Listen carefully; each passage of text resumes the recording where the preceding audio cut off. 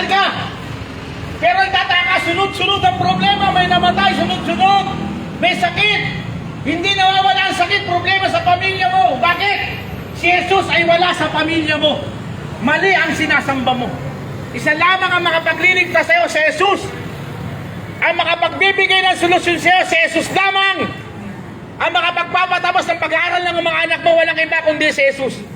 Ang makapagpapalaya sa iyo sa lahat ng kalungkutan, kahirapan, sakit, karamdaman, walang iba kundi si Jesus. Lumapit tayo sa Diyos, mga kaibigan. Lumapit tayo sa Jesus, sa tunay na Diyos.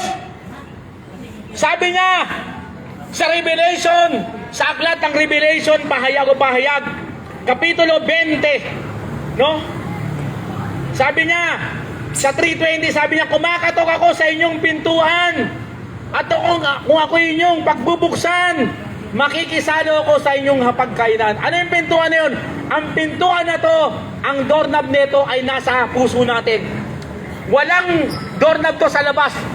Ang pwede lang makapagbukas nito ay ikaw, kumakatok ang Panginoong Hesus. Ngayon, kumakaputok po ang ating Panginoong Hesus ngayon. Hindi natin alam, baka bukas pwede tayo mamatay. Hindi natin alam, baka biglang dumating yung lindol. Hindi natin alam, baka pangungutin tayo. Hindi natin alam, marami pong, ngayon mga araw na to, ngayong oras na to, maraming sinaksak, maraming na aksidente, maraming nahulog, namatay, maraming pinalo ng martilyo ng kolono, namatay. Maraming pinangungot, hindi nagising. Ano ibig sabihin nito? Hindi natin alam ang buhay natin. Andi dito ngayon kumakatok ang ating Diyos. Sa puso mo ngayon, kumakatok si Jesus. Nakalagay sa pahayag 3:20. Kapitulo 3, versikulo 20 sa aklat ng pahayag o Revelation. Sabi niya, kumakatok ako sa inyong pintuan, sa inyong mga puso. Kung pagbubuksan niyo ako, makikisalo ko sa inyong pagkainan. Ano ibig sabihin nun? Makikisalo, ibig sabihin, pagpapalain ka, ibubuhos ng Panginoon sa lahat ng biyaya, pagpapala, palalayain ka sa lahat ng iyong bandage. Bandage ng kasalanan, bandage ng kahirapan, baka hindi lang bandage, baka may stronghold kayo. Ano yung ibig sabihin ng stronghold? Yung paniniwanag ko na ibig sabihin ng stronghold, kahirapan, kamatayan, sakit, karamdaman, hindi ka makalaya, pamilya mo, dire-diretso. Nagugulat ka, nagsisimba ka naman, nagdadasal ka naman.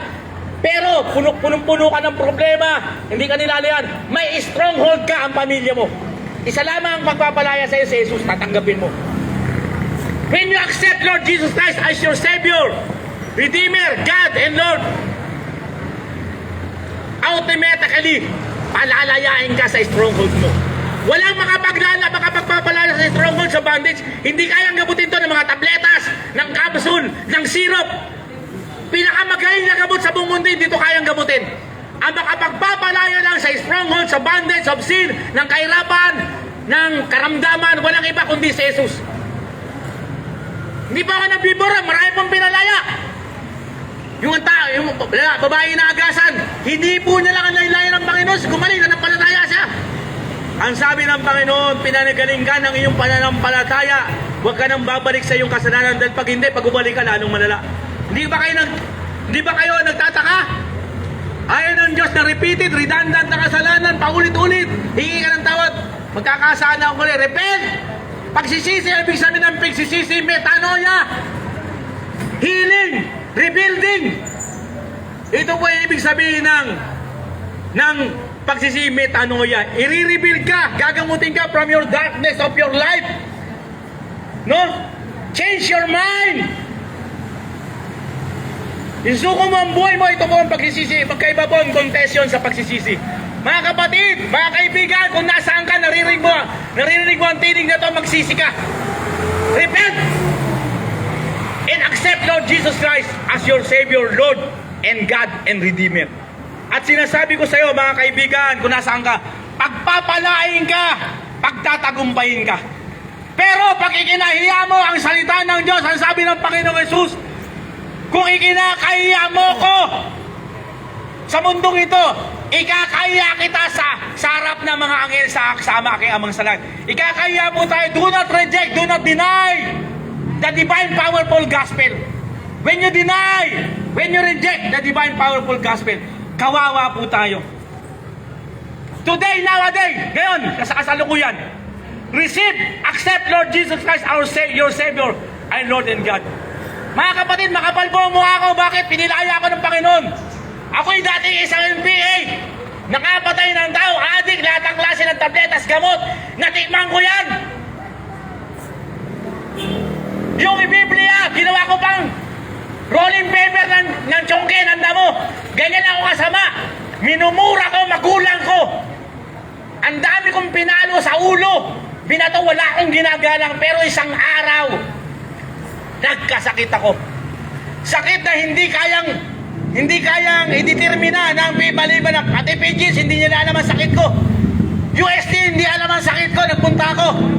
Yung sakit na kalahating katawan, pinapawisan kalahating katawan, hindi. Yung sakit na kalahating mata, inaanto kalahating katawan, hindi. Rare. Pag sinabing rare, bihira.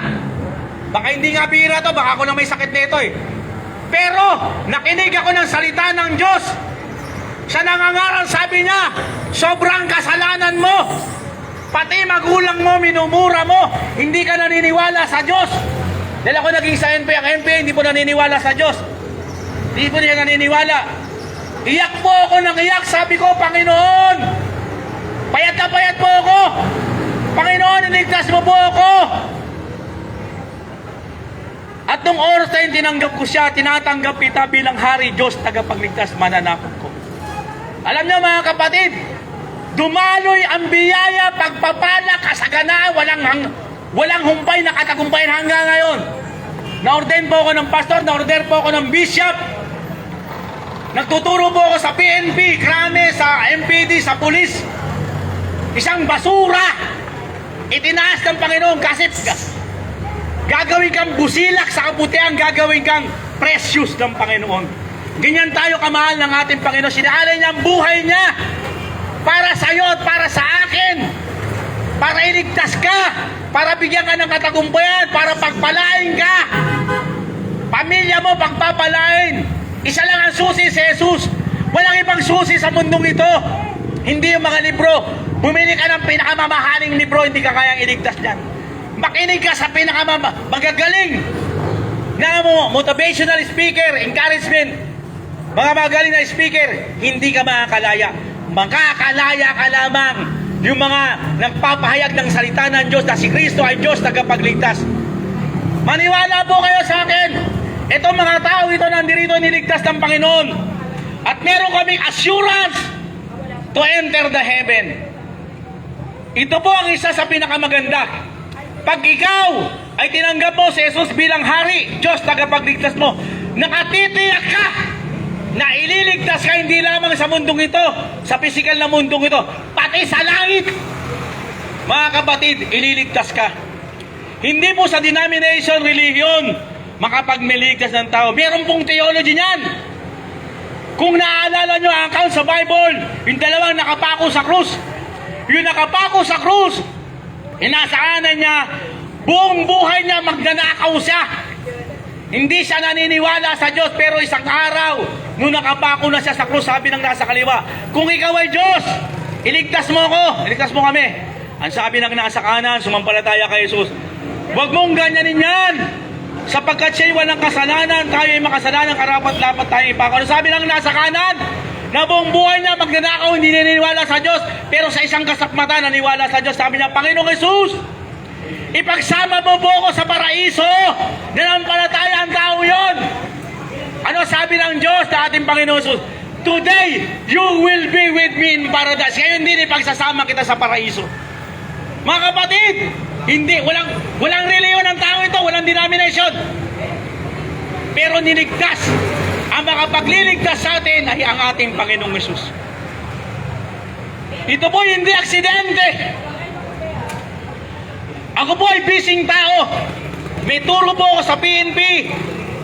Ngayong umagang ito, kaya lang inanyayahan ko ng isang anointed, powerful na woman of God na si Pastora. Hindi po ako nagdalawang isip because this is a privilege. Privilege to sharing the gospel. Privilege to disseminate, to spread the gospel to all the people, sa lahat ng naririnig sa inyo. Nakakarinig sa inyo mga kapatid. Pagpalain po kayo, lahat na nakakarinig. Sumabay po kayo sa aming panalangin. Wala, mga 30 seconds lang to.